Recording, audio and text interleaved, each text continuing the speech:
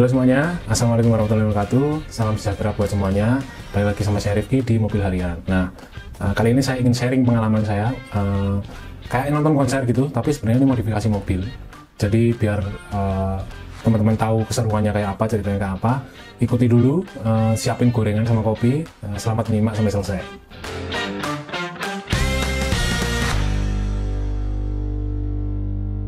Pertama-tama saya atau kami tim ngucapin terima kasih banyak kepada Evans Motor sama Om The Bakajin ya, karena beliau ini kita jadi ada kesempatan untuk mengunjungi acara ini secara gratis, cukup datang ke Pik 2 pada waktu itu dan mengikuti aturan yang berlaku. Jadi pengalaman menarik buat saya atau buat tim itu sendiri itu.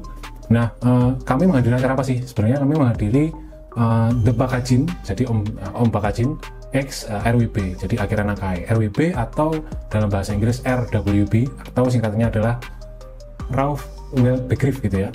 Itu adalah Porsche yang dimodif RWB oleh desainernya bernama Akira Nakai.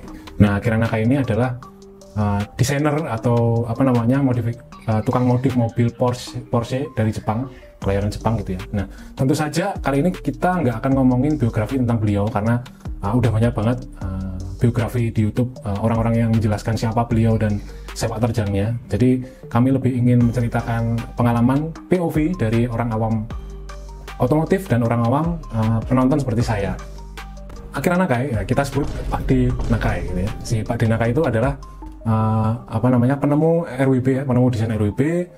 Jadi beliau itu yang mendesain sekaligus instalatornya. Jadi si desainernya beliau beliau juga yang memasang body kit ke Porsche tersebut. Jadi itu beliau mengingatkan saya kepada almarhum Dario Pegoretti, jadi desainer sepeda asal Italia yang juga mendesain sepeda untuk masing-masing orang atau masing-masing customer. Tapi ketika beliau itu merakit atau memasang atau menginstal body kit itu mengingatkan saya kepada bengkel Pak Yono yang ada di Magelang. Nah, teman-teman kalau pengen lihat Instagramnya itu mirip banget kesannya. Jadi kalau lihat Pak D Nakai sama bengkel Pak Yono itu mirip, keren kan semua. Nah, dimulai dari perjalanan kami dari BSD kita menuju ke Pik 2 karena acaranya di Pik 2 di Evans Motor.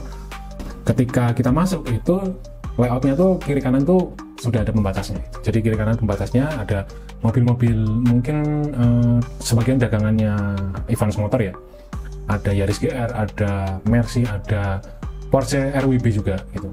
Di kiri kanan warnanya merah yang kanan dan biru yang sebelah kiri gitu. Jadi terus kita menghadap ke depan, jadi kiri kanan itu display mobil, terus ke depan itu tepatnya di mana si Porsche yang digarap Pak D Nakai itu berada, dan kita para audiens fokusnya ke arah situ.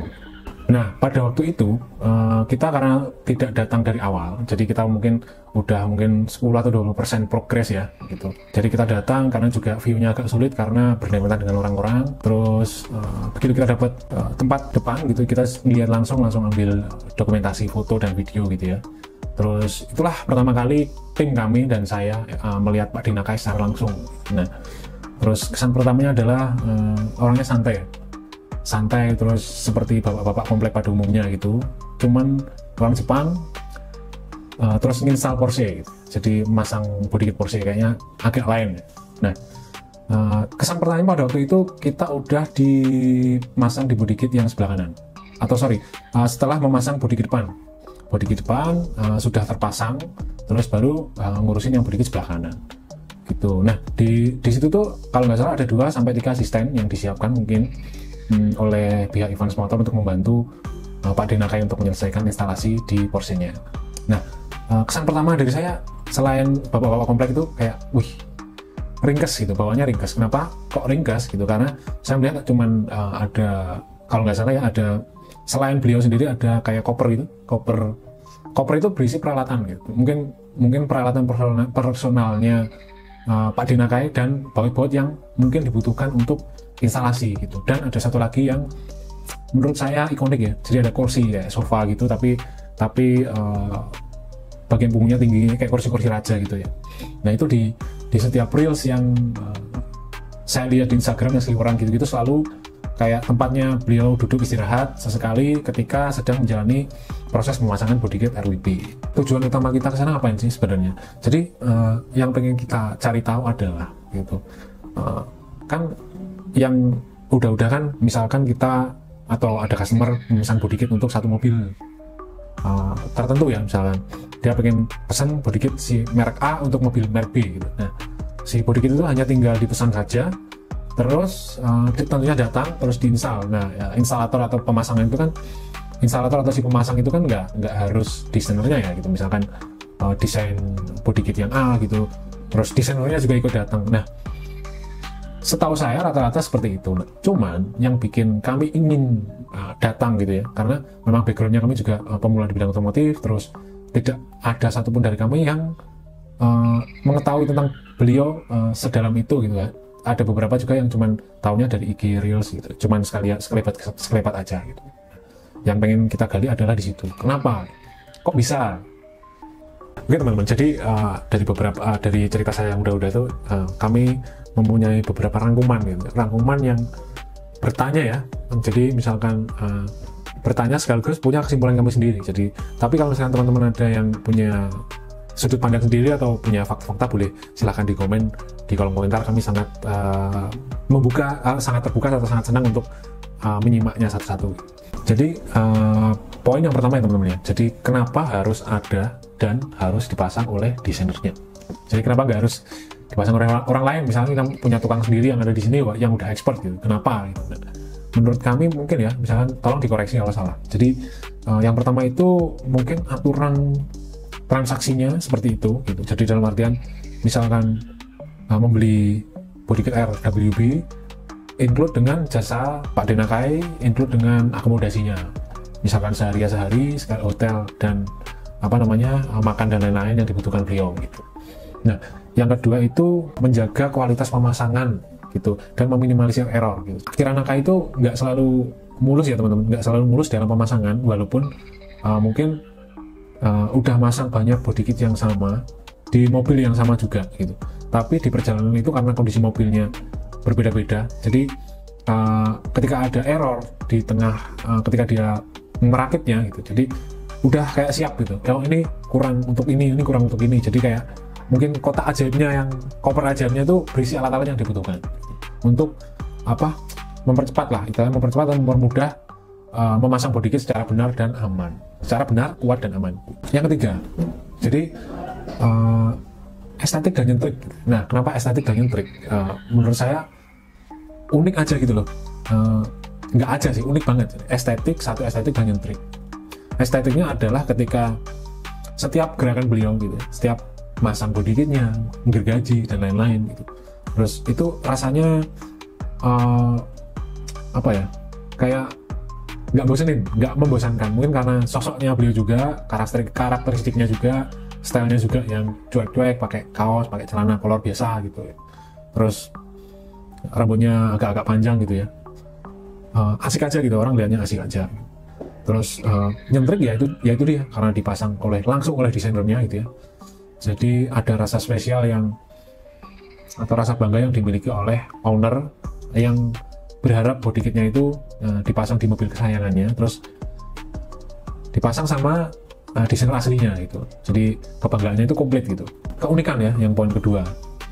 Yang poin kedua itu adalah keunikan RWB itu di mana. Nah, menurut kami keunikan RWB, misalkan awalnya gitu ya, saya kan berpikiran bahwa misalkan ada 4 atau 5 tipe body kit yang bisa kita pesan. Misalkan saya mau beli nih gitu. Terus mungkin sama gitu dengan yang dibeli oleh orang di luar negeri sana, atau mungkin yang dibeli sama tangga sebelah gitu ya, karena orderan kita sama tipenya gitu. Tapi ternyata karena ada add-on item gitu, jadi terus customize yang tidak terbatas tentunya yang disediakan oleh RWB. Jadi rasanya kayak setiap orderan di mobil tuh sangat berbeda, walaupun cuma 1-2 part gitu ya. Terus infonya sih sekarang RWB nggak cuma merambah di body kit aja, tapi kalau nggak salah di exhaust sama di mesin kalau nggak salah ya. Kalau salah tolong dikoreksi teman-teman ya di kolom komentar gitu. Nah, terus keunikan nomor 2 adalah nama. Nah, ini yang menurut saya pribadi itu sakral ya, sakral atau sangat mengesankan gitu ya. Jadi setiap Porsche yang Porsche yang dipasang di body kit RWB tentunya ada nama-namanya ya. Dan setiap mobil itu namanya berbeda. Dan menurut infonya, nama itu bisa dari ownernya, misalkan sudah siap memberi nama, misalkan namanya Sakura atau namanya apa, atau namanya Susano atau apa misalkan, atau dia punya nama tapi lebih ingin dinamai oleh Akira Nakai gitu. Jadi saya punya nama nih buat si mobil ini, tapi karena Akira Nakai juga terbiasa ya memberi nama di setiap mobilnya, sekalian aja gitu. Nah biasanya yang saya lihat di YouTube lain gitu, si Pak D Nakai ini memikirkan nama ketika beliau merakit, atau mungkin ketika melihat warna atau corak dari body kit atau catnya bawaan mobil itu sendiri gitu. Jadi Nantuk kan, maklum host baru, musik dulu gasih. Gas.